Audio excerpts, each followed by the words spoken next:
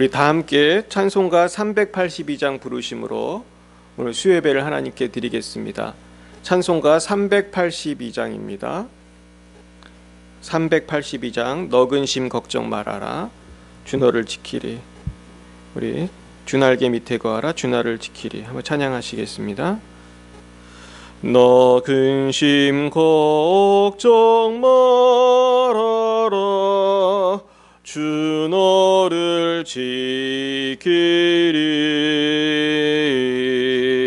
주 날개 밑에 거하라 주 너를 지키리.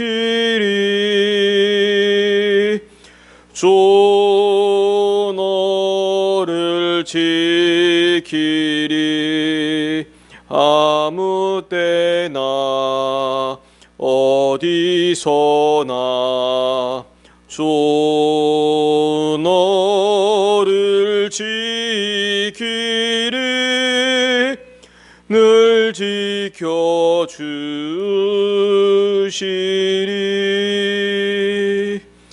어려워 낙심될 때에 주 너를 지키리.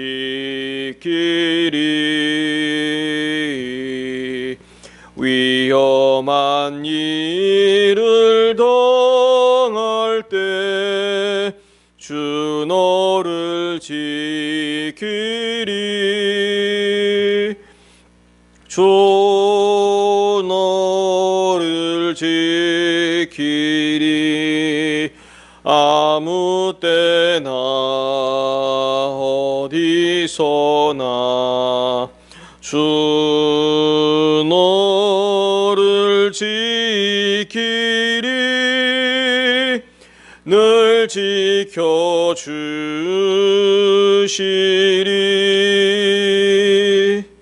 너슬 것 미리 여시고 주 너를 지키리.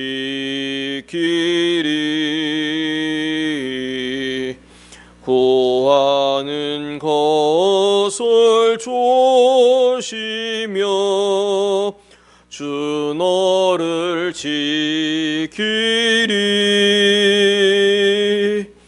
주 너를 지키리. 아무 때나 어디서나 주 너를 지키리. 늘 지켜주시리.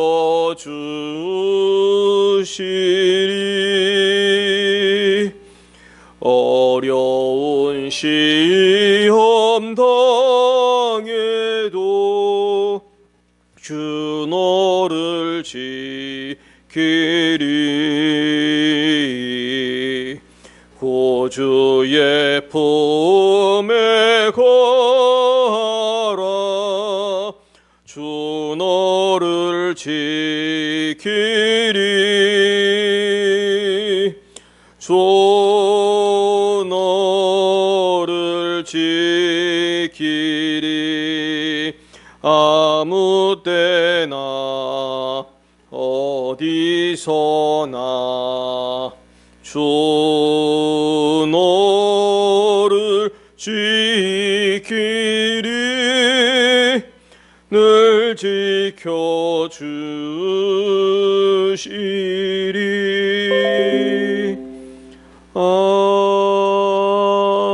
아멘. 다 함께 합심해서 기도하겠습니다. 우리의 모든 근심 걱정을 하나님께 맡기는 기도를 하겠습니다.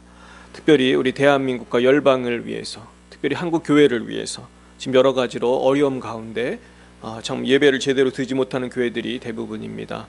특별히 이제 성탄을 앞두고 한국의 교회들이 어떻게 예배를 드릴까 아마 교회마다 걱정이 많을 텐데요.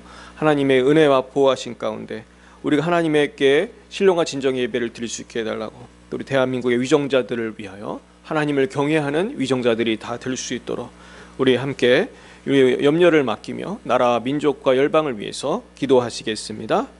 사랑과 은혜가 충만하신 하나님 아버지 감사합니다.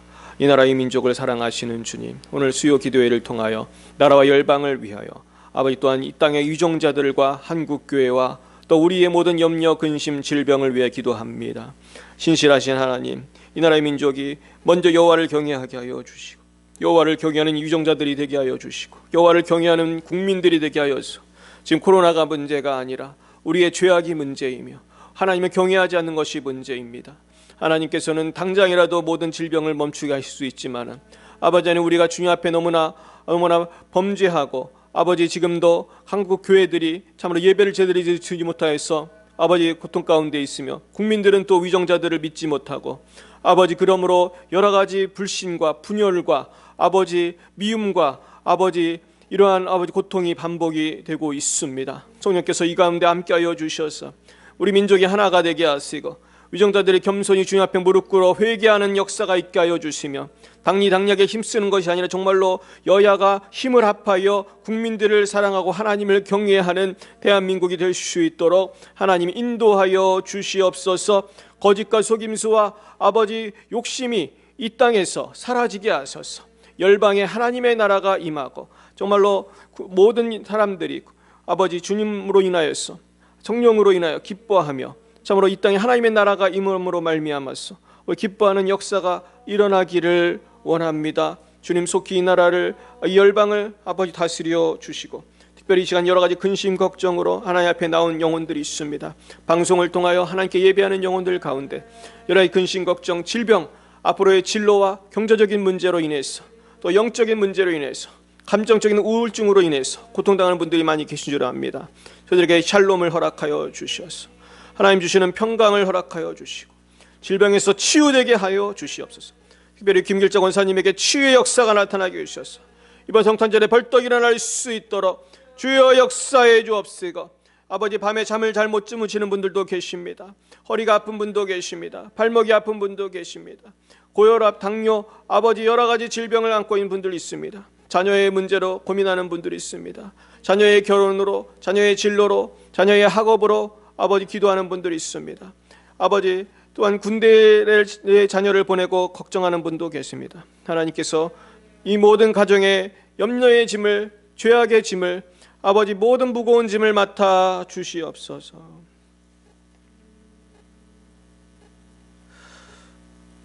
사랑해 주님 감사합니다. 오늘도 너희 염려를 다 주께 맡겨버리라. 이는 저가 너희를 권고하심이라 말씀하시는 주님.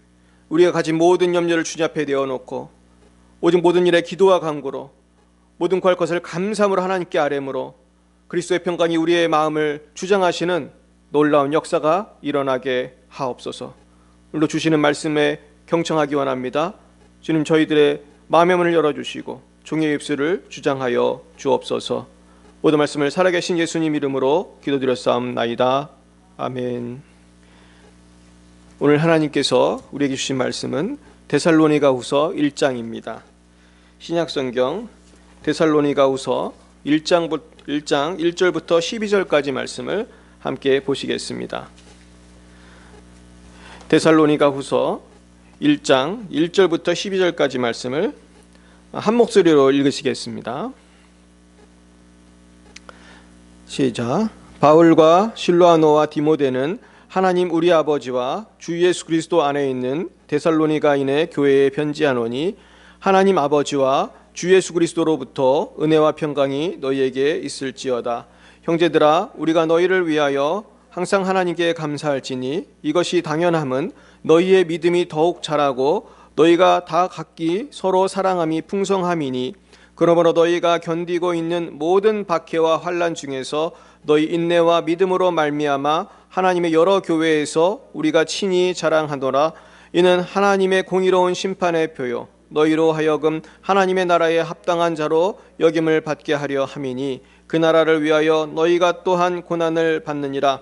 너희로 환난을 받게 하는 자들에게는 환난으로 갚으시고 환난을 받는 너희에게는 우리와 함께 안식으로 갚으시는 것이 하나님의 공의이시니 주 예수께서 자기의 능력의 천사들과 함께 하늘로부터 불꽃 가운데에 나타나실 때에 하나님을 모르는 자들과 우리 주 예수의 복음에 복종하지 않는 자들에게 형벌을 내리시리니 이런 자들은 주의 얼굴과 그의 힘의 영광을 떠나 영원한 멸망의 형벌을 받으리로다.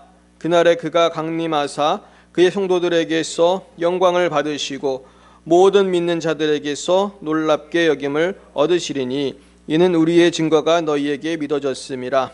이러므로 우리도 항상 너희를 위하여 기도함은 우리 하나님이 너희를 그 부르심에 합당한 자로 여기시고 모든 선을 기뻐함과 믿음의 역사를 능력으로 이루게 하시고 우리 하나님과 주 예수 그리스도의 은혜대로 우리 주 예수의 이름이 너희 가운데서 영광을 받으시고 너희도 그 안에서 영광을 받게 하려 함이라.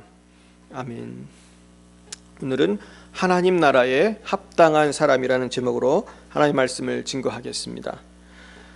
우리 고대 정보강으로 유명했던 알렉산더 대왕은 아주 젊은 나이에 많은 땅을 정복하고 정말로 천하무적이라는 말이 어울릴 정도로 당시에 알렉산더 대왕과 싸워서 어떤 나라도 이기지 못하는, 거의 모든 나라가 알렉산더에게 지는 그런 상황이었습니다. 그런데 참 신기하게도 그 알렉산더 대왕과 이름이 똑같은 병사가 한 명이 있었다고 합니다. 그런데 문제는 이 병사는 그 군대에서 골칫거리였다고 해요. 이름은 알렉산더인데 너무 문제를 많이 일으켜서 왕 앞에 끌려왔습니다. 그래서 병사에게 이름을 물어봤더니 이름이 알렉산더입니다. 그런데 보니까 너무 그렇게 이름값을 하지 못하는 거예요. 그러면서 왕은 그 병사한테 이런 말을 했다고 해요. 너는 네 행동을 바꾸든지 네 이름을 바꿔라. 그렇게 얘기했다고 합니다. 얼마나 한심했겠습니까? 우리나라도 유명한 영웅들이 많은데요. 그 이름만 들어도 우리는 이순신 장군 하면 참 훌륭한 장군이다. 뭐 이런 식으로 해서 이름만 딱 들어도 우리는 어떤 그 인물을 떠올리게 되는데 그런 것입니다. 그런데요, 우리를 성도라고 하나님이 불러주셨거든요. 우리 하나님의 자녀라고 불러주셨습니다. 그렇기 때문에 우리는 이 이름에 걸맞는, 나를 불러주시는 그 부르심에 합당하게 살아야 할 것입니다. 우리가 그 하나님의 부르심에 합당한 자로 그 이름값을 하면서 살 수만 있다면은 우리는 정말 성공적인 인생을 살았다고 하지 않을 수 없고, 그렇게 우리가 이름값을 하면서 살았다면은 그로 인해서 하나님께서도 영광을 받으시고 우리도 그 안에서 영광을 받게 될 것입니다.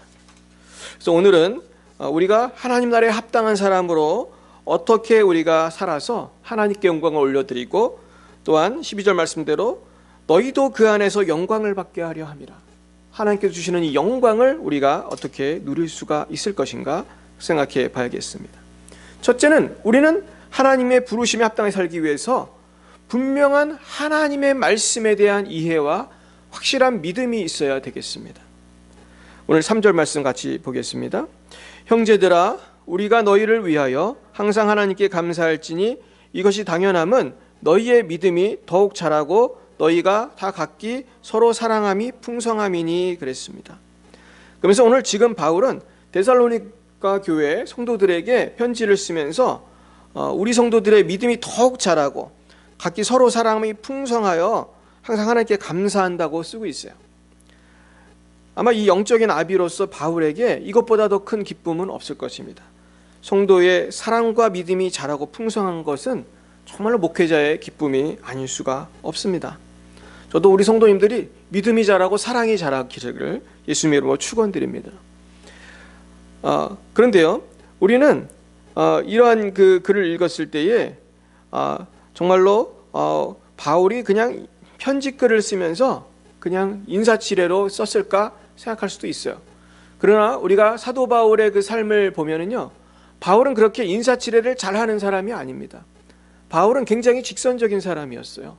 그래서 바나바와 그 의견이 충돌했을 때도 바울은 그냥 정확하게 바나바하고 자기 의견을 가지고 피력을 하는 바람에 나중에는 이제 둘이 같은 팀을 이루지 못하고 나뉜 경우도 있었고, 또 바울은 또 베드로에게도 직언을 해가지고 그 유명한 베드로, 대사도 베드로에게도 잘못한 것을 지적하면서 이방인과 식사하다가 야고보가 오니까 그 자리를 피한 것을 꾸짖었습니다. 그런 것을 봤을 때 분명히 이 데살로니가 교인들은 바울이 말한 대로 무언가 우리가 알지를 못하지만은 그 믿음과 사랑이 그렇게 풍성하고 성장하여서 분명히 모범적인 분들이었을 것임을 알 수 있어요. 사실은 이 데살로니가 전서, 데살로니가 후서는 굉장히 중요한 신약 서신입니다. 그래서 신학자들 중에는 이 데살로니가 전서가 신약에서 맨 처음 실제로 만들어진 성경이다 이렇게 주장하는 분도 있어요. 그래서 데살로니가 전후서는 여러 면에서 굉장히 중요한 책이고 여기 성도님들이 아마도 굉장히 열심히 신앙생활을 했던 것 같습니다. 근데요, 우리가 참 이 하나님의 말씀을 잘 이해하고 깨닫는 게 왜 중요한가 생각해 보면요, 요즘에도 보면은 저는 이제 목회자이기 때문에 항상 사람들을 볼 때 딴 것보다는 믿음을 봅니다. 근데 그 믿음 생활 하시는 모습을 보면은 어느 한쪽으로 이렇게 치우친 분들이 굉장히 많습니다. 어떤 분들은 굉장히 세상에 치우쳐서 사는 분들이 있어요. 그냥 밤낮 세상적인 것을 너무 좋아하고 특별히 돈을 좋아하는 분들이 참 많은 것 같아요.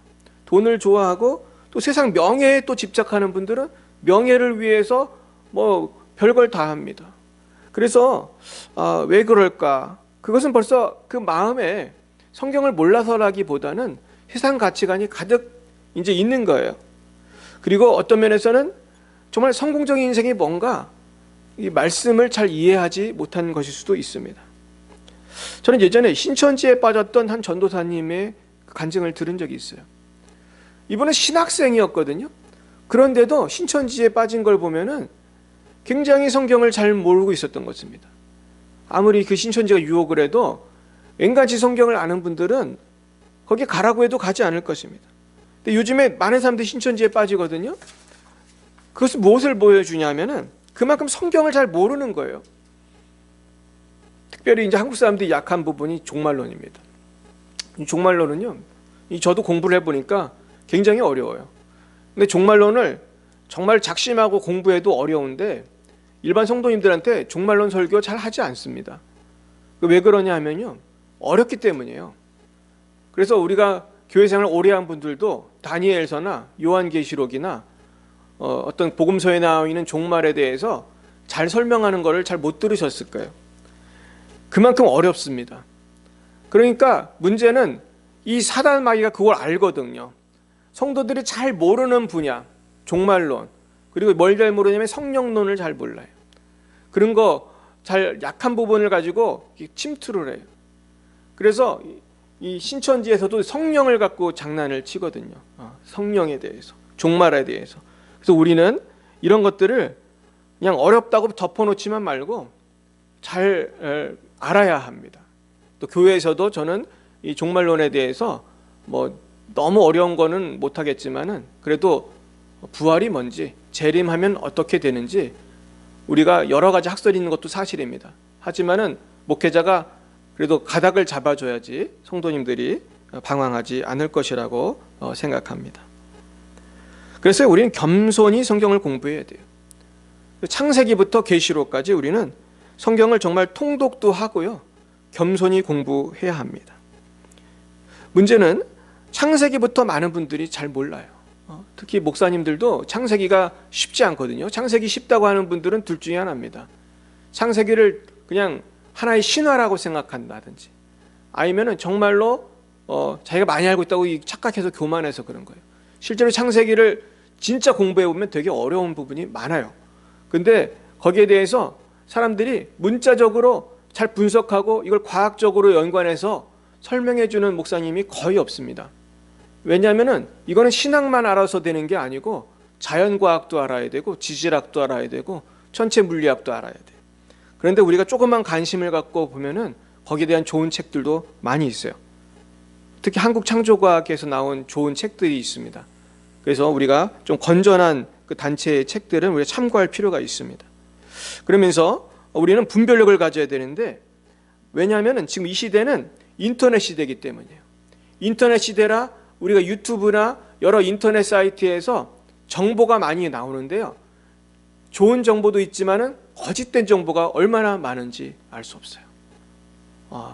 그것이 우리를 사실은 굉장히 미혹을 합니다. 제가 예전에 어떤 인터넷을 뒤지다 보니까 그런 걸 봤어요. 뭐 이승만 대통령이 깡패였다 이런 웃기는 그런 유튜브가 요새 돌고 있거든요. 근데 이게 100만 명이 넘습니다. 근데 그거는 최근에 나온 얘기가 아니고 처음에 해방되고 나서 우리나라가 이제 남한 북한도로 휴전선이 생기고 막 그런 무렵 그때부터 나온 말이에요, 사실은. 그때부터 공산주의자들은 김구와 이승만을 그렇게 욕을 했어요. 그러다가 나중에 김구가 약간 좌파의 그 편을 들으니까 그때부터 김구는 쏙 빼고 이승만이 아주 나쁜 사람이다 이런 소문을 냈어요. 근데 이게 지금까지도 나옵니다. 그런데 그뿐만 아니에요. 진화론도 마찬가지고. 요새 얼마나 많은 정보가 쏟아지는지 몰라요. 그런데 저는 인터넷 시대야말로 거짓 뉴스, 거짓 정보가 많습니다. 특히 하나님의 말씀. 뭐 한 개인에 대한 건 우리가 뭐 잘못 알 수도 있고 그런데 성경 말씀에 대해서 얼마나 이단들이 더 적극적입니다. 인터넷에 보면은 이단들이 얼마나 열심히 성경을 거짓되게 설명을 하고 자기들 홍보를 잘하는지 몰라요. 그래서 우리가 잘 모르면은 굉장히 쉽게 넘어가게 됩니다. 최근에는 중국에서 들어온 전능하신 하나님의 교회라는 이단이 있어요. 여러분들 잘 모르실 건데 중국에서는 다른 이름입니다. 이 사람들은 동방번개라는 그 이단인데 한국에 지금 전능하신 하나님의 교회라는 이름으로 들어와서 활동하고 있어요. 인터넷에 치면 나올 겁니다. 근데 이 사람들 교회 아니고요. 하나님의 교회하고도 또 다른 이단이에요.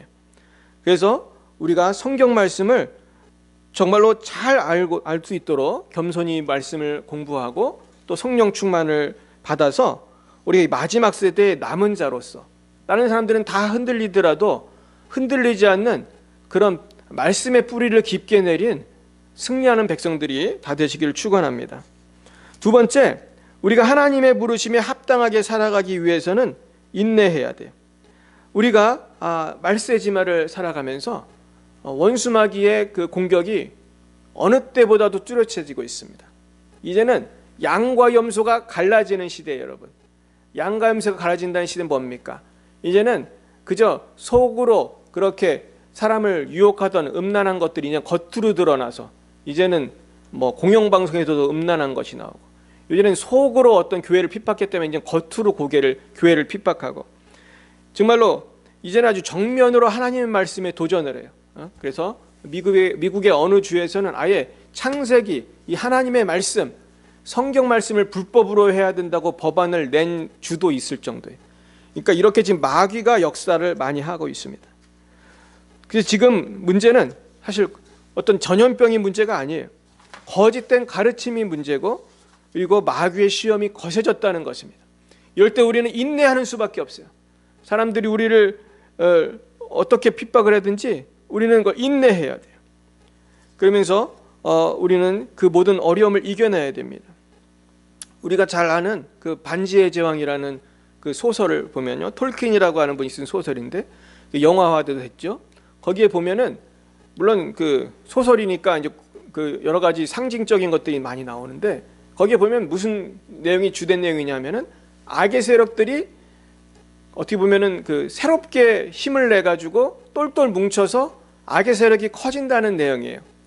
그래서 그것을 대항하기 위해서 그 절대 반지를 파괴하는 뭐 그런 내용인데요. 저는 그 톨킨이 이 말세지말에 우리가 어떻게 신앙생활해야 되는지를 비유적으로 보여준다고 생각해요.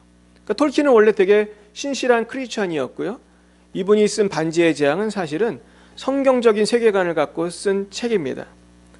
이와 비슷한 책이 이제 나니아 연대기죠. 나니아 연대기는 이제 C.S. 루이스가 쓴 책인데요. 사실 두 개의 책이 다 비슷한 때에 영화화됐습니다. 나니아 연대기도 보면은 기독교적인 세계관을 가지고 쓴 소설이에요. 그런데 이 톨킨하고 C.S. 루이스는 친했습니다. 그리고 톨킨이 C.S. 루이스에게 정말 좋은 영향력을 미친 사람이에요. 그런데 제가 드리고 싶은 말씀은 그것입니다.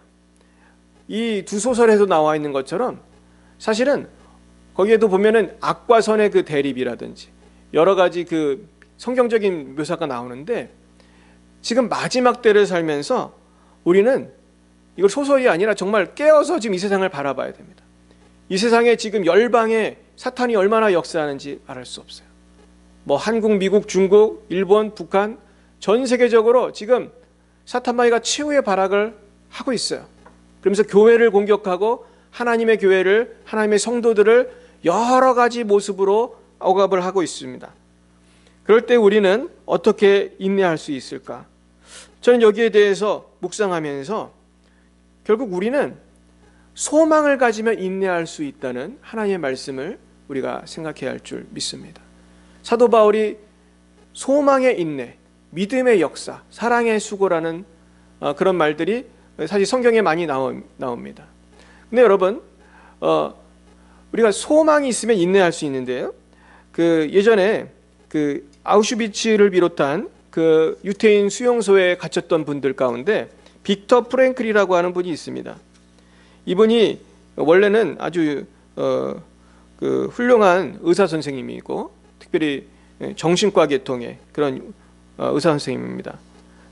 근데 이분이 아우슈비츠를 비롯한 여러 수용소를 거치면서 살아남았어요. 그러면서 이분의 많은 가족들이 대부분 수용소에서 죽었습니다. 그래서 이분은 죽음의 수용소라고 한국에 번역된 유명한 책을 쓰셨어요. 이 책이 이제 영어 제목을 보면은 Man's Search for Meaning, An Introduction to Logotherapy라고 되어 있습니다. 그러니까 뭐냐면은 의미를 찾는 사람의 연구, 의미를 향한 사람의 연구, 인간의 연구. 그리고 그거는 설명하는 것은 로고세라피에 대한 소개 그랬습니다. 그래서 이분은 로고세라피라는 치료법으로 아주 신경정신과 계통에서 유명한 사람이고, 이분이 특별히 관심을 많이 가졌던 분야가 자살이에요. 많은 사람들이 절망 가운데 자살을 선택하는데 이분은 자살 방지 프로그램 그런 것도 만들고 로고테라피를 통해서 뭐를 강조하셨냐면은 인간은요, 어떤 고난이 왔을 때 자기가 여기에 대해서 어떠한 의미를 부여하고 어떠한 결정을 내리는가에 따라서 이 고난을 잘 이기는 사람도 있고 이 고난을 절망하는 사람이 있다는 거예요. 그러니까 나치에게 똑같이 잡혀서 수용소에서 죽을 고생을 하는 가운데도 이곳에서 삶의 의미를 찾고 이곳에서 어떠한 비전을 가지고 소망을 가지고 이것을 견디는 사람이 있는가 하면은, 비전과 소망이 없는 사람은 금방 육신도 병들어서 죽게 된다는 것입니다. 결국은 우리는 이 고난을 해석하는 문제예요. 의미를 부여하는 문제예요. 우리는 우리의 삶 속에 있어서 나에게 주신 하나님의 그 고난에 대해서 나에게 주신 십자가라고 해석을 하고, 내가 주님의 고난을 나의 육체에 채운다는 어떠한 영적인 비전을 가지고 이 고난을 감당하면은 이건 단순한 고난이 아니죠. 이건 하나님과 나 사이에 있는 비밀이고, 하나님과 나 사이에 있어서의 이거는 하나님께서 나를 칭찬하시고 상급을 주시는 어떤 영적인 달리기와 같은 거예요. 그런데 이것을 그냥 재수없게 이런 일이 당했다, 나는 왜 이렇게 운이 없을까, 이런 생각을 하면은 우리는 스트레스를 받고 이것이 질병으로도 이어지게 되는 것입니다. 결국 우리는 이 악한 시대에 천국의 비전을 가지고, 종말론적인 비전을 가지고 우리는 이 고난을 이겨야겠습니다.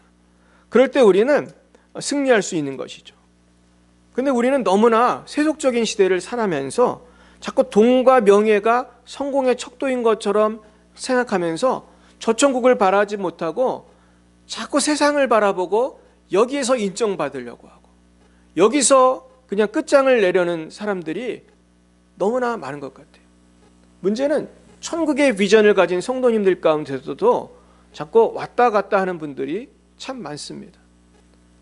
그러다 보니까 왔다 갔다 하는 모습을 잘 지켜보는 것은 하나님도 보시지만 마귀도 보고 있어요. 그러면 마귀는 어떻게 합니까? 저 녀석은 돈으로 유혹하면 넘어지겠구나, 저 여자는 이성으로 유혹하면 넘어지겠구나, 저 사람은 권력으로 유혹하면 넘어지겠구나, 안목의 정욕, 이생의 정욕, 육신의 정욕, 결국은 안목의 정욕, 이생의 자랑, 육신의 정욕으로 유혹해서 넘어뜨리는 거예요. 그러므로 우리는 천국 시민이라는 정체성을 가지고 내가 바라봐야 될 곳은 하나님의 나라고, 내가 평가받을 분은 하나님이라는 것만을 생각하면서 나의 삶에 다가오는 고난을 하나님의 주신 십자가라고 해석을 했을 때에 우리는 이 고난을 이겨나갈 수가 있을 것입니다. 그러므로 마지막 우리가 바라봐야 될 부르심에 합당한 삶을 사는 비결은 나의 인생의 오메가 포인트인 종만을 바라보면서 하나님의 심판과 보상을 바라보는 거예요. 우리 6, 7, 8절을 읽어보겠습니다. 시작. 너희로 환난을 받게 하는 자들에게는 환난으로 갚으시고 환난을 받는 너희에게는 우리와 함께 안식으로 갚으시는 것이 하나님의 공이시니 주 예수께서 자기의 능력의 천사들과 함께 하늘로부터 불꽃 가운데에 나타나실 때에 하나님을 모르는 자들과 우리 주 예수의 복음에 복종하지 않는 자들에게 형벌을 내리시리니. 그렇습니다. 그러니까 우리가 믿음 때문에 환난을 받을 때에 그 환난을 받게 하는 자들, 즉 핍박하는 사람들, 그 공산당들, 이슬람들, 불교 신자들, 기독교를 폭박하는 힌두교들도 있고요. 이슬람 유물론자들. 그랬을 때 그들에게는 환난으로 갚으신다는 것입니다. 하나님이 심판하신다는 거예요. 그 환난을 받는 우리에게는 안식으로 갚으신다는 거예요. 그렇습니다. 지금은 우리가 고난을 당하지만 안식으로 갚으신다는 것입니다. 제가 한 가지 말씀만 드리고 마치겠습니다.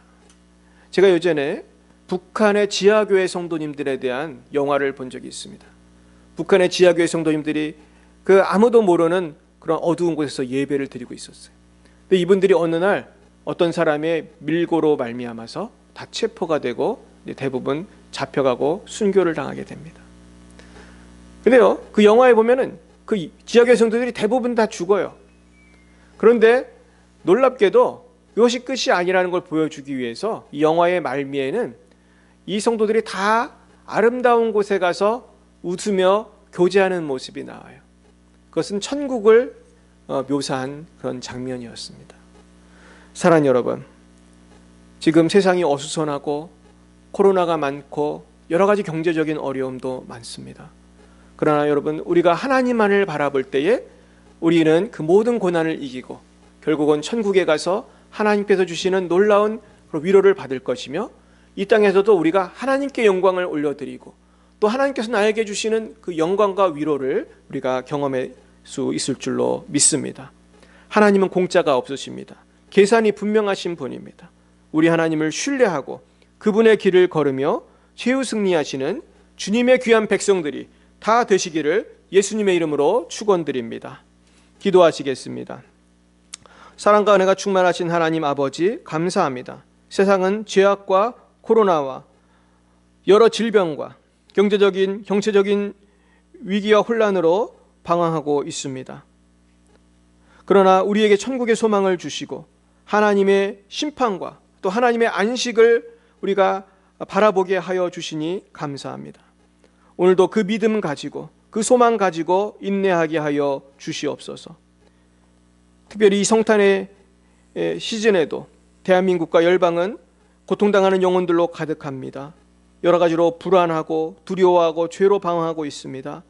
주님, 성령을 부어주셔서 속히 이 나라가 변화되게 하시고 열방이 하나님의 나라가 될 수 있도록 인도하여 주시옵소서. 지금은 살아계신 주 예수 그리스도의 구속의 은혜와 하나님 아버지의 무한하신 사랑하심과 성령의 교통하심이 날마다 야훼 하나님만을 바라보며 내게 주신 십자가를 지고 승리하기 원하는 사랑하는 죄자녀들 머리 위에 이제와 영원 몽토록 함께 하옵시기를 간절히 축원하옵나이다.